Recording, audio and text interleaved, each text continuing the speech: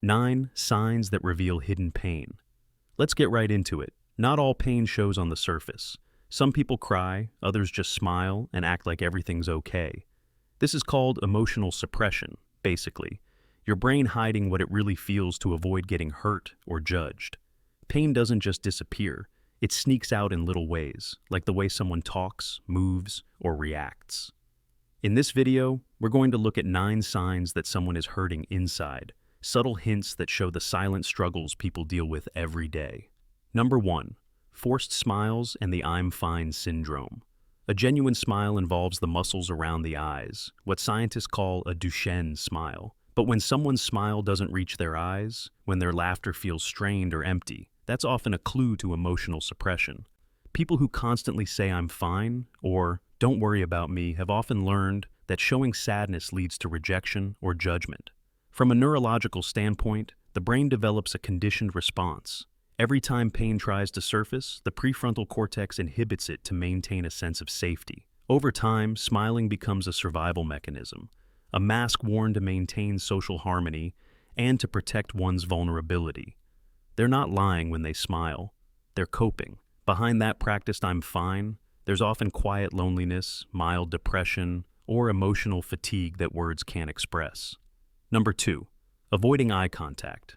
You can often read truth through the eyes, and that's precisely why people in pain look away. When you make eye contact, your brain's amygdala and insula become more active, increasing emotional awareness and empathy.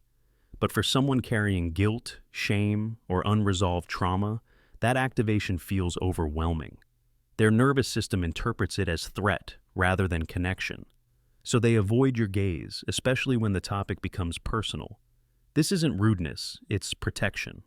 Avoiding eye contact helps regulate inner discomfort, reducing the emotional heat that eye contact can bring.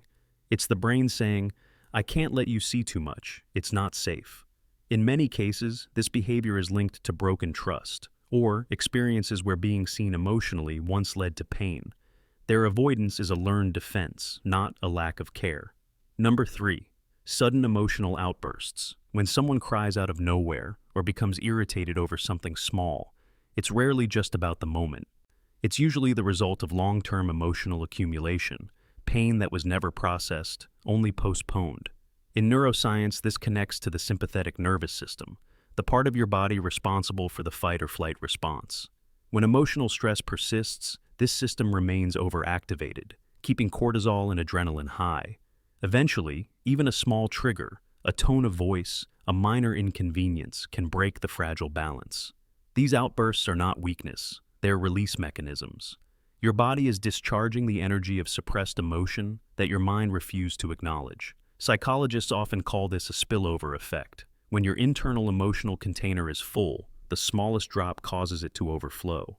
So, when you see someone overreact, remember, it's not the current event that hurts. It's everything that came before it. Number 4. Overreacting to criticism. Criticism can feel like a physical blow for someone carrying hidden pain. When you offer feedback, the brain of a person with deep-seated emotional wounds often interprets it not as advice, but as a judgment of their worth. This is tied to the inner critic, a learned mental pattern from childhood or past relationships. If someone was frequently compared to others, scolded for mistakes, or invalidated, their brain creates a hypersensitivity loop. Every comment is filtered through past trauma. Neuroscience shows that social pain activates the same neural pathways as physical pain. That's why a seemingly minor critique can trigger anxiety, defensiveness, or withdrawal. It's not about the words themselves.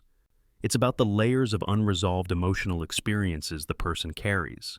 Understanding this mechanism can help you respond with empathy instead of judgment. Overreactions are not signs of fragility, but rather signs of a nervous system still learning to trust and self-regulate. Number 5. Constantly helping others but ignoring themselves.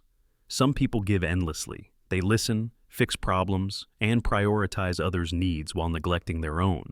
At first glance, this may seem altruistic, but psychology reveals it can be a fawn response, a survival mechanism born from fear of abandonment. In emotionally unsafe environments, the brain learns that attention, affection, and protection are only given when you please others. The result? Self-sacrifice becomes a coping strategy, Over time, they may feel invisible, undervalued, or exhausted. Their identity becomes entangled with what they do for others, rather than who they truly are. It's kindness born from fear, not choice. Recognizing this pattern is critical because it signals internalized low self-worth and a deep need for validation through external approval. Number 6, excessive sarcasm or dark humor. Humor is powerful, but for some, sarcasm or dark jokes serve a protective purpose. Neuroscience suggests that humor can modulate stress and emotional pain by releasing dopamine and temporarily suppressing the activity of the amygdala. When someone repeatedly jokes about their own flaws or uses dark humor to cope with sensitive topics, it can indicate deflective coping. They're not just trying to be funny, they're attempting to reframe pain into something manageable, creating emotional distance from what hurts. This strategy allows the brain to process difficult emotions indirectly. However, it can also mask chronic emptiness, self-doubt, or unresolved trauma, which may never be expressed openly. Number 7. Detachment or emotional numbness. Some people appear calm, composed, or even indifferent, but this can be a sign of emotional shutdown. When trauma or prolonged stress overwhelms the nervous system, the brain activates a protective mechanism, emotional numbing. Neuroscientifically, this involves reduced activity in dopamine and serotonin pathways, which dull both negative and positive emotions. The mind essentially says, feeling too much is dangerous, so let's turn the volume down. People in this state aren't cold, they're exhausted. Everyday joys, sadness, or excitement feel muted. Relationships may seem distant, not because they don't care, but because their system is protecting them from further pain.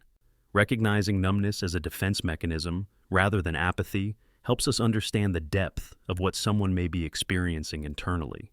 Number 8. Perfectionism and control issues. Perfectionism often masks internal chaos. People who insist on controlling every detail, work, relationships, even their own emotions, are often trying to compensate for past experiences of unpredictability or emotional neglect. From a psychological perspective, this is a compensatory strategy, creating order externally to feel safe internally. Neuroscience shows that the brain responds to unpredictability with heightened activity in the amygdala and stress hormones. Perfectionism can temporarily reduce this anxiety by giving the brain a sense of predictability and control. However, this strategy is double-edged.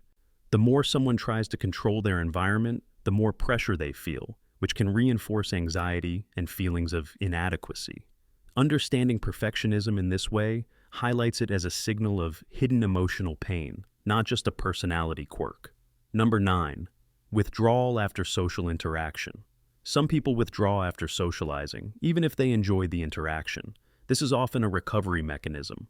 Social interactions, while rewarding, can also be emotionally taxing for someone carrying hidden pain.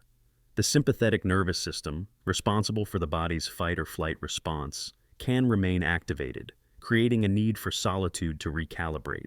Withdrawal here is not avoidance or dislike. It is self-regulation. They retreat to recover emotional energy and reduce the risk of overstimulation. This pattern often appears in people who have experienced emotional trauma, rejection, or relational stress. It signals a delicate balance between the desire for connection and the need for safety. Conclusion: understanding hidden pain. These 9 signs, from fake smiles to pulling away after being around others, are ways our mind and body quietly signal that something's wrong.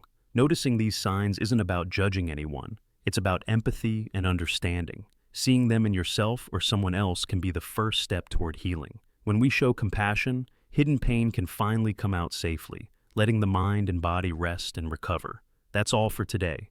I'll be making similar videos in the future. Subscribe to see them.